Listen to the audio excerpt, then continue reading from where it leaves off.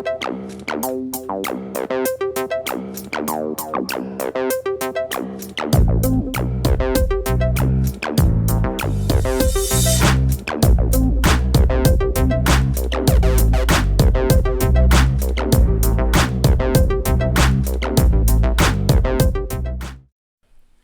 poppin', everyone? Welcome to the first episode of Remember When. I'm Jose, and with me today are Ethan, Caesar. Say what's up, guys. What's up, y'all? It's Ethan, Tropical Storms. What's poppin', everybody? You already know it's your boy, Slim Boy CZ. And today, we'll be talking about Pokemon, more specifically when there was only 151 Pokemon. Today, there's over 800 Pokemon. The Pokemon franchise began its legendary run in February 26 of 1996 with the release of Pocket Monsters Red and Green. In North America, we would experience the phenomenon in 1998 in the form of Game Boy games, Pokemon Red and Pokemon Blue. The anime debuted in Japan April 1st, 1997 and September 8th, 1998 in the United States. The show would receive its first movie in 1998 in Japan with a North American release in November of 1999. Pokemon is continuing to this day as a multimedia franchise, thriving as video games, anime, and trading cards. And it is honestly one of the most world-renowned series of all time. It is one of the best-grossing franchises of all time as well. It has, it has numerous records worldwide. It truly is just a phenomenon and a craze worldwide. So, you guys, have you ever played any of the earlier games of Pokemon? Hell yeah, I did. I played them all. Wait, I'm trying to think of one I didn't play. I didn't play X and Y, but I did play Sun and Moon. I don't know if I want to play the new ones, but I definitely played all the old ones, even like the ones on the N64. Shoutouts to Pokemon Stadium, of course, the GOAT. And how about you, Ethan? Well, I pretty much, I think I only played Fire Red, and I had Emerald and Pearl. Those were the only 3 games that I played with Pokemon. Oh, okay, but honestly, in my opinion, those were the best ones. Definitely the peak of the franchise prior to, the DS era. Oh. And even then, it's still games that hold their ground to this very day. Absolutely. That's why those are the only games that I played. Yeah, no, Pokemon has so many great games in the main series. I know, Caesar, having played a majority of the games yourself, you can testify that they all have very similar formula, but all have very distinctive features that make them stand out from one another and make them just stand out as RPGs in general. Making them probably the top RPG franchise of all time. Yeah, it's like, for me, it's definitely, for people that are new to RPGs, it's like definitely the first game you should get into, because it's like RPGs that are like dumbed down kind of for like children. So it's not like something like Fire Emblem that's like super complicated. It's like pretty simple, like anyone can play it. I forgot what I was gonna say. I forget what I was talking about. So, did you ever play any of the spin-off games though? Like Stadium, Pokemon Stadium, of course. Pokemon Snap. I know on the N64 there was Puzzle League, and I know one of my favorites was Pokemon Pinball. Did you guys ever play Pokemon Pinball? I cannot say that I have. No. I think I played it. So it was pretty cool because, it was literally traditional style pinball, but you would also have the opportunity to catch Pokemon within the pinball game, and it also gave you a crazy amount of points. And as you guys know, in pinball, the goal is to get as many points as possible, in order to get the high score. So it was really cool because you still had that Pokemon element tied to it where you were able to capture the Pokemon while playing it. It was really neat. It was a really fun one. Yo, you guys ever play Pokemon Ranger? Yes, where sir. You gotta you sir. gotta do circles to catch them. Oh, I broke my DS screen trying to catch the freaking legendaries. Yeah. I was just like, what the fuck? No, I'm not gonna say anything bad, but I would destroy my bottom screen trying to catch some of the boss Pokemon because they were so hard. Oh my god. Oh yeah, if you didn't know how to draw a perfect circle after that. Oh, absolutely. Honestly, yeah. that's just all that game was okay, dialogue, circles. All right, dialogue, more circles. I don't know what it was about that game that made it so much fun. When I played honestly, that's the thing is that as monotonous as it was a game that I loved playing. It was so enjoyable. Yeah, that was definitely one of the better spin-offs. Did you guys ever play the Pokemon Mystery Dungeon games? Bro, best spin-offs of all time. That sounds Don't so at me. familiar. It's the one where they explore like the dungeons, like the Pokemon can like talk to each other. They have their own world. There's like no humans. Oh yeah, somebody else played that, and I like stole it. I didn't steal it, but I like played it on the bus. Yeah, I think. Oh yeah. It was a handheld. It was a handheld game. I know it was for the Game Boy Advance, and then later on for the DS as well. Yeah.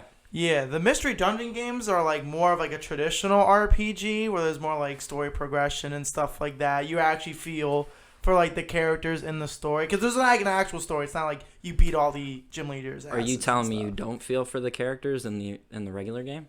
No, you beat everybody's ass and you take their money. I don't know about that. That's fine. You beat every. Well, I mean, the evil team, of course, they have like their plot to like take over the world or whatnot, but it's just like some of them weren't very story. It's like very cookie cutter in their formula. It's like the same thing every game. Yeah, no, I can definitely agree with that. And that's why I think Pokemon Mystery Dungeon kind of stood out because, you know, the name does say Mystery Dungeon, and so you're probably thinking, okay, like, is there actually a mystery? And there actually is, and that's what makes the game's plot and story actually, you know, really, like, extend well and, you know, work out. Because, you know, being a Pokemon game, you would think, okay, they probably don't really got an actual mystery. It's just something they slapping on there to build up hype, and it really... you know, develops as the game goes on. You figure out, oh wow, I'm actually kind of invested in this plot. That would really suck if the game that was called Mystery Dungeon didn't have a mystery in it. Oh yeah, no, it'd be like if Street Fighter just like had no matches on the street. It was just like on Mars the whole time. You're just like, well, dang, I was lied to in the title. Yeah, no, you're definitely right. That would absolutely suck. The location of the fighter is where it's important. No, yeah. Yeah, no, I hear that. And so, did you guys ever play the card game though? That was another huge element of Pokemon. Nah, I collected it like baseball cards. Yeah. Yeah, I was more of like a trade with like other kids at school. Like, yo, I got this like sick Charizard card. You want to trade it for like your Pikachu card, bro? Yeah. Don't actually trade your Charizard for Pikachu. That's a terrible trade. But you know, something like that. Yeah, no, I mean, I didn't have any friends to play with, so I pretty much... The game's too complicated. I can't, bro, I'm reading, like, what the moves... I'm like, bro, that's way too much. It's like, you need energy cards to do the moves. Oh, yeah. Hell no, bro, that's way too much, bro. Absolutely, nah. Honestly, so it's kind of crazy hearing that because I actually did play the card game a little bit growing up. Cool. I didn't play it beyond... I think maybe the second region beyond Johto because that's also when I was kind of, you know, stopping playing card games like, you know, Yu-Gi-Oh! And the Pokemon card game. But it actually was a pretty simple format. I don't know what it is like nowadays. It's probably a little bit more complex. But the thing that kind of blows my mind is, I don't know if you guys know, but the cards that came out while we were growing up, those ones have such a high resale value right now, especially if you get them appraised. An authentic like Charizard card, it could be up to like $400 on eBay if you have it in like an appraised 9.0 or higher quality. Okay, I'm gonna be right back. I'm just gonna go check out something in my house. Honestly, it really is the move right now. Yeah, that's crazy. I gotta go back home real quick. Yeah. Y'all, so if any of y'all got your Pokemon cards at home, definitely check through, especially the old ones. You know, pawn them off on eBay, make some quick cash. I know we're all like broke college students, so like it's a viable option to make some money while you're in college. Yeah, that Charizard, that's actually a quarter of your student loans. So you guys ever get those gold cards? That like weren't really gold, but they just were spray painted gold. Oh, I thought you were talking about the cards that came from, I think it was like Burger King or McDonald's had like they were like gold. metal cards. Yeah. Yeah. That's it. Yeah. No, I remember when the first Pokemon movie came out. My mother had taken me to McDonald's and they had Pokeballs that like came with the Happy Meals or whatnot. So we had went to the movie theater and I had my little Pokeballs. It was like, oh, Pokemon the movie, let's go. And so did every other kid in the movie theater. And so we just all were throwing Pokeballs left and right. You know, the movie tent trying to come around. Okay, do you have your ticket? Oh, my bad. Do you have your ticket, sir? Oh, don't cash me. You know, it was just amazing. It was the greatest thing ever. High key, that was me and Detective Pikachu though. When they gave you the cards when you walked in. Oh my god. Yeah. I went back to 2005. I was like, oh, damn. And then I like checked online to see what the cards that I got. Like, Now, so it's crazy comparing the first movie to Pokemon or Detective Pikachu. Like, how crazy is it to see that kind of difference going from like an anime quality to live action, like literally bringing Pokemon to life? How crazy is that change? I am so surprised that they actually did that movie well. Like, I was so ready to completely hate that movie, and I was so glad that I was like not like that. I was disappointed that it was bad. Like, Yeah, honestly. How about you, Caesar? What did you think? I think the Pokemon, some of them were like looked really cool, and then some of them looked really weird, especially with the fur. Ludicolo. Yeah. That Pokemon looked so grimy and greasy. I was like, what did they do to my man? but like you gotta think that he is like, you know. Yeah, I guess, but like he's so ugly, bro. He's Like, just so ugly. Some Pokemon aren't made to look pretty from the get-go. They're monsters. They're pocket monsters, you know? Yeah, I mean, even Jigglypuff was kind of freaky looking too. Like, and I know Jigglypuff's supposed to be like cute. Pikachu is cute. Pikachu is so cute, but I have always been freaked out by Jigglypuff. he's like supposed to be like Jigglypuff's supposed to be cute. That's okay. Happened anyway. I guess, yeah. So were you even freaked out by Jigglypuff from the anime? Like the Jigglypuff that would literally just sing and then do marker on That's your face? so fucking sketchy. Are you kidding me? Could you imagine that? Like, oh yeah, my power is I put people to sleep and I draw on them. Like, that's literally a frat house. Like, Wow. That's a hot take right there. That is a steaming hot take. like, I mean, when you're you not fall wrong. asleep, I'm gonna draw on you. Like, that's so messed up. Maybe leave him alone. Like, I think you did your thing. Walk away. You don't need to. It's not self-defense at that point. She draws on them because she's mad that they fell asleep. Exactly. Like you. But she put them to sleep. She doesn't know that. She thinks she. Yeah. You gotta admit, after the third person, she's gotta think something's going on. Like, maybe it's not them. Maybe it is me. Well, maybe it's the food that they ate, bro. You know. And Every single person that she sings to ate something. Yeah, they and put ate the Xanax same in the thing. food. I mean, do you not Whoa. eat every day? Oh, we're going somewhere else. We need to move They on. put something in that food. Yeah, I don't know, but they be out like a light. Just like Team Rocket, they always be out like a light. Yeah. No, they're not out. They are blasting off. Okay, and It's then important to make that distinction. Yeah, they absolutely. blast off. Yo, honestly, You felt that's very, a little grimy. very intense about that. Oh man. Yo, honestly, so my favorite part of Team Rocket was Meowth, bro. I always look forward to hearing Meowth speak. It was just always some nonsense, or him just bullying Jesse and James, being like, "Yeah, I might be the Pokemon, but y'all are idiots." You know, it was just I love Meowth. They He were was all so idiots, though. fun. Honestly, that's hard facts. I like James because his Pokemon, they loved him, but they always disrespected him as soon as they got out of that Pokeball. Like, freaking Victory Ball would always eat him, like, every time. And he would just be like, no, don't eat me. But, you know, he's just, like, there, you know? Maybe it was their version of a hug, you know? Yeah, let me just put you in my mouth. Well, to like, hug it you. didn't swallow him. Just, like, put him in there, you know? You know what I'm saying? It's like a warm embrace. Well, there is a Pokemon that he has. It's just like, a little moister. There's you a know? Pokemon that he has in like the later show, Cacnea from like the Hoenn generation. That like actually hugs him, but he's like spiky, so like he like hurts his face because he's like, you know, hugging him, but he's spiky. Maybe he should pick better Pokemon. Yeah, he likes the ugliest Pokemon. There is a single Pokemon he has that's like hey, come on, cool looking. they got a really good personality. I mean, they eat him, and they're his master. They hug him. They eat him.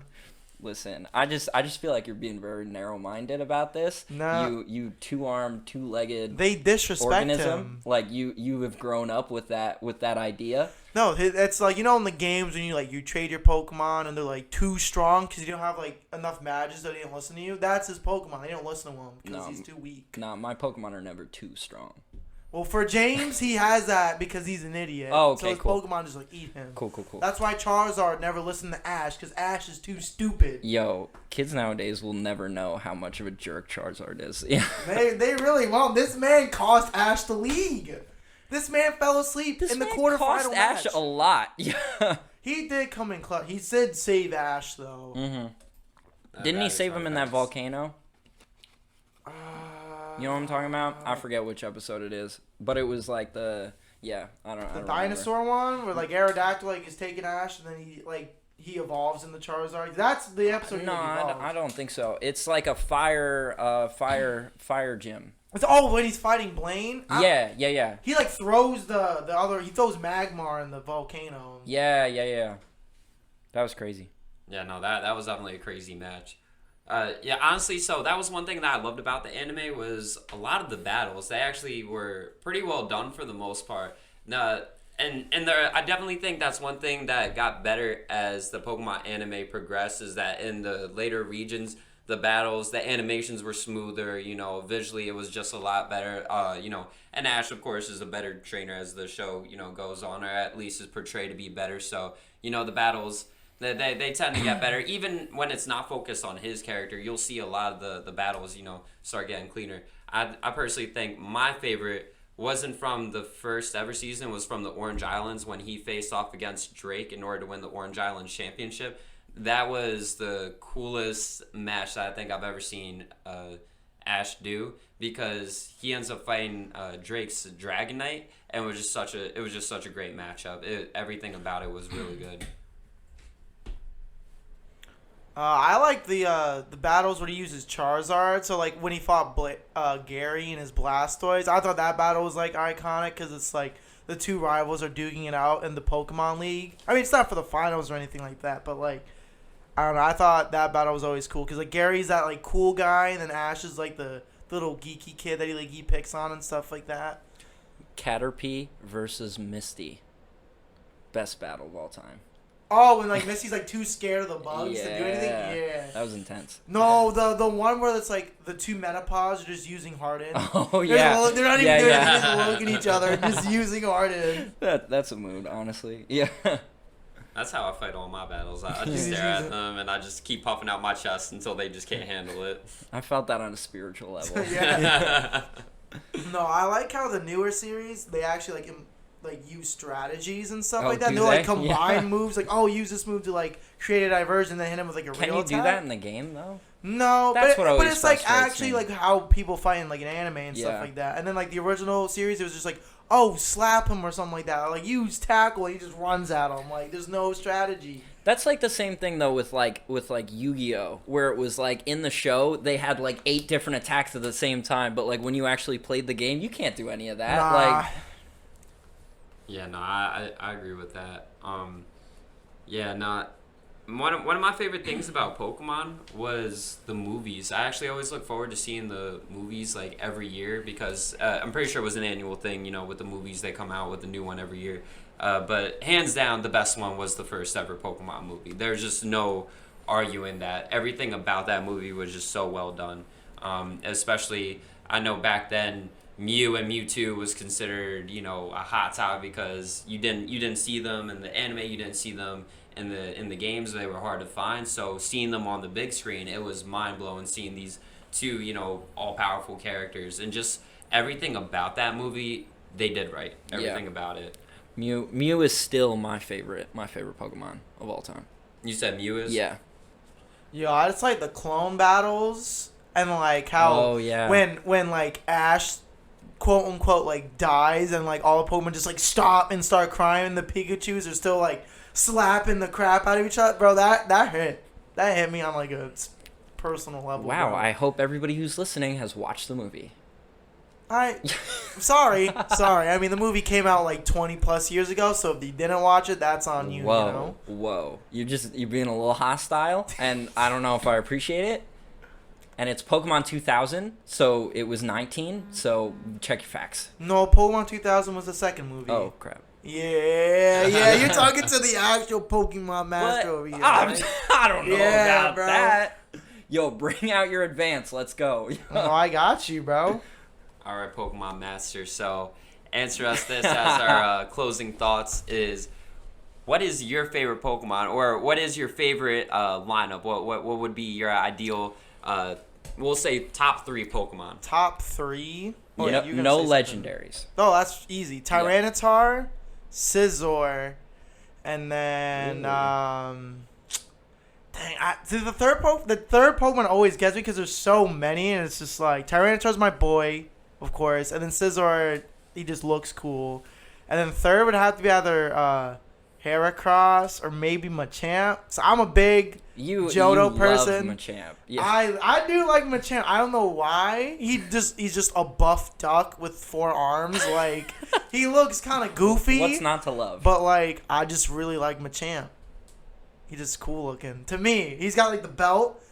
He's got like the heavyweight belt. You know. Yeah. And so, Ethan, do you have a top 3 or at least a favorite Pokemon? I can't say. I mean, other than Mew, I really just appreciated Mew so much because it's like I remember playing the games and like I don't know if you guys remember when you go into that abandoned mansion and like you see like the notes about Mew and stuff like that. That just got me so excited about that character. I thought it was so cool that they were like laying out that ground, and I feel like they haven't really put that much thought into a character other than Mew, you know, like where it's like leaving these breadcrumbs out for you. Like I feel like they really did that well with like shaping that like that mystery around a Pokemon. I thought that was really cool. Yeah, no, I definitely agree with that. That's honestly putting that in perspective. Mew would be my favorite character too. Shoot. But thank you guys for tuning in to this episode of Remember When. Thank you, Caesar. Thank you, Ethan, for being on today's episode. If you liked today's episode, then be sure to tune in next time for another trip of nostalgia. Thank you all for listening, and have a wonderful night.